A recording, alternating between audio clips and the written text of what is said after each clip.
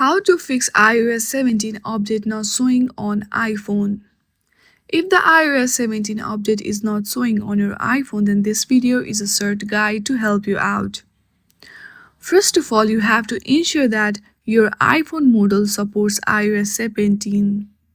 If your phone is compatible and you're still not seeing the update, then you have to follow the next step.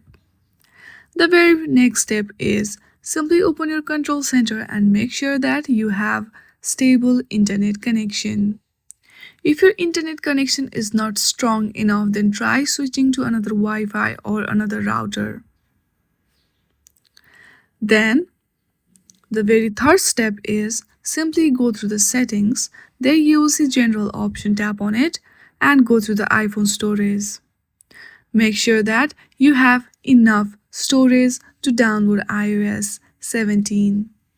Delete unnecessary app files or media if your storage is low.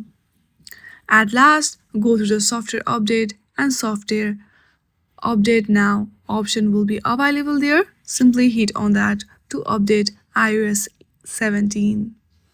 I hope you like this video. If you like this video, then please do not forget to like and subscribe to our channel. Thank you for watching.